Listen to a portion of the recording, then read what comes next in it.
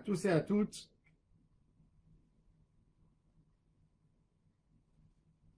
Dans la paracha de notre semaine, parachat Behar,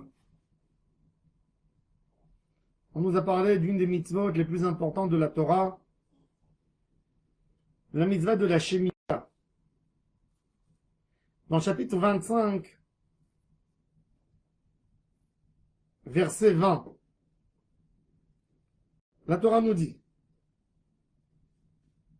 si vous allez vous dire, qu'aurons-nous à manger la 7e année, puisque nous ne pouvons pas ni semer, ni rentrer nos récoltes, alors Akadosh Baruch Hu nous répond, je vous octroyerai ma bénédiction dans la 6e année, tellement qu'elle produira la récolte pour 3 années.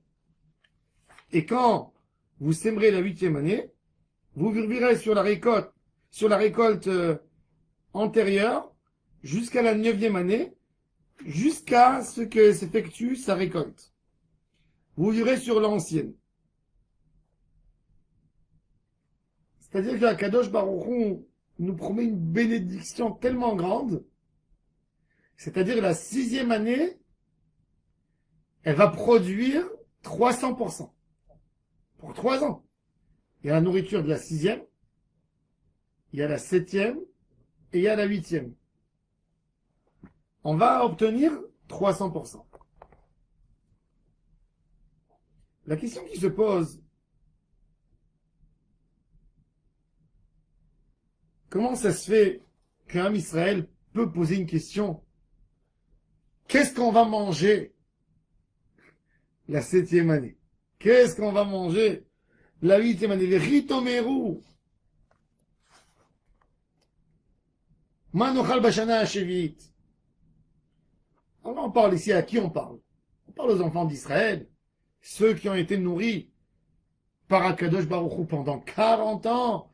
Ils ont eu la manne à la porte. Cela pose la question, qu'est-ce qu'on va manger pendant la 7e année?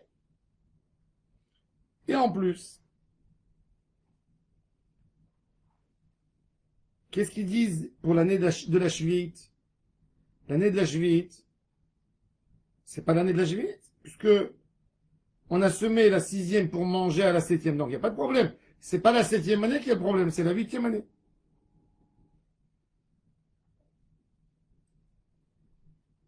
Et en plus, si Akadosh Baruch Hu, il donne la bracha 3 fois plus, alors pourquoi ils vont poser la question? Ils n'ont pas eu d'expérience des années de Shemitah d'avant?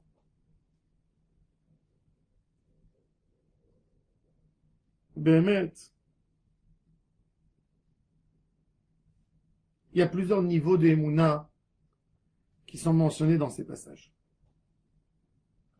Il y a tout d'abord un niveau d'un homme qui te dit que c'est à sorte de compter sur le NES. Il te dit, moi, je suis un homme normal. Je vis pas un moment de miracle. Et j'ai le droit et j'ai le devoir de poser comme question cette question. Qu'est-ce que je vais manger la Shana Hashvit?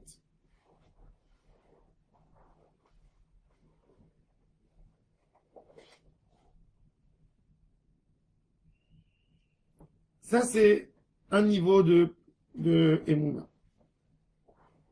Très très bas. Quand un homme, il est milliardaire, ou il est fils de riche, d'un grand riche, il n'a pas besoin, comme un homme simple ou un agriculteur, de voir toute sa cave pleine de blé. Un homme qui est pauvre, dans des moments de famine ou de guerre, qu'est-ce qu'il fait? Il achète 30 kilos de farine, 10 packs d'eau, de l'huile, du sucre, et il remplit. Mais un homme qui est très riche, lui, il n'accumule pas. Il dit, de toute façon, j'ai de l'argent, quand j'aurai besoin, j'achèterai. Oui, c'est vrai, c'est plus compliqué de trouver, mais avec un peu plus d'argent, tu trouves. Donc la question de Vechitomar Manochal Bashana Shevit, c'est quelqu'un qui manque de confiance à Hachem à tous les niveaux, qui se pose la question déjà sur demain. même qu'il laisse semer pendant la sixième année. La sixième année, on a le droit de travailler. C'est un homme que tout le temps il pose des questions. Qu'est-ce que je vais manger l'année prochaine? C'est pas un homme que l'année de la Shemitah lui pose problème. Puisque il a semé la sixième année. Cet homme, il s'est posé la question quand il a semé la cinquième, qu'est-ce que je vais manger la sixième? Et il y a un homme, il sème, mais il est en marre. Il dit, ah, demain, qu'est-ce qui va se passer demain? Demain, il va se passer ce qui s'est passé avant-hier. Ce qui s'est passé hier. Si tu poses la question. Il y a deux manières de se diriger dans la vie. Il y a un homme qui te pose des questions, mais il te dit, le Yetzer Hara lui dit, c'est des questions réelles. Qu'est-ce que tu vas manger demain? Mais c'est une question stupide aussi. Parce que cette question de ce que tu vas manger demain, tu l'as posée aussi hier et avant-hier et avant-avant-hier. Et tu as eu toujours la réponse. Est-ce que le soleil va éclairer demain? Je ne sais pas. La vraie réponse est que je ne sais pas. Je ne sais pas. Il y a une quantité de gaz, je ne sais pas qu'est-ce qu'il y a là-bas en haut, pour éclairer le soleil. Mais je peux te dire que par la statistique, vu que 5782 ans, elle éclaire tous les jours la Terre, normalement elle est censée à continuer à éclairer. Donc tu peux répondre exactement de cette même manière à toi-même. Hakadosh Baruch Hu qui m'a nourri depuis que je suis sorti du ventre de ma mère. Je ne suis jamais resté un jour à jeun, j'ai toujours eu à manger. Ce même Hakadosh Baruch Hu, il va continuer à me nourrir.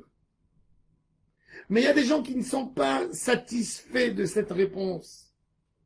Et ils essayent encore, et ils pensent qu'ils sont un peu plus malins. Mais ils perdent. Ça, c'est le premier niveau de Shemitah. Il y a un deuxième niveau.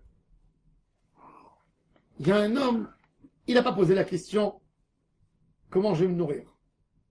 Mais quand il a ramassé sa récolte, il s'est dit dans sa tête, eh ben, puisque je ne travaille pas, je vais faire des petits sacs, je vais faire des petits sacs, et je vais manger moins, comme ça, au lieu de finir tout pendant la septième, je vais partager. Je vais manger la moitié la septième et l'autre moitié la huitième. Et un Kadosh Baruch Hu dit, ça aussi c'est pas un bon comportement. Parce que tu te comportes pas comme un prince. Tu te comportes comme quelqu'un qui a ramassé et qui doute le demain. Qui doute qu'est-ce qui va se passer. Alors un Kadosh Baruch Hu, il te dit, mange normalement. Avec abondance. Pas d'économie, pas d'épargnement. Mange, dépense, reçois les gens. Tu as un père qui porte le monde sur ses bras. Il ne peut pas te donner. Ça, c'est déjà un plus haut niveau d'Emouna. Après, le plus haut niveau de la bracha, c'est de comprendre que tout c'est exactement comme la bracha de Elisha, qui a donné à la femme un petit pot. Il lui a dit, le petit pot où tu as de l'huile, tu vas verser, il va remplir, il va remplir, il va remplir.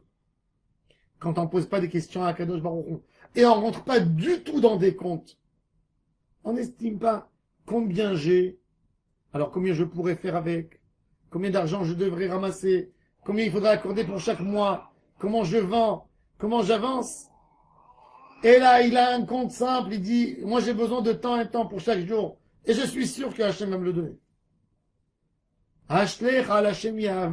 Laisse Hachem, que lui il soit ton comptable. Pas toi, tu es ton comptable. Quand l'homme, il devient comptable de lui-même, il fait des programmes.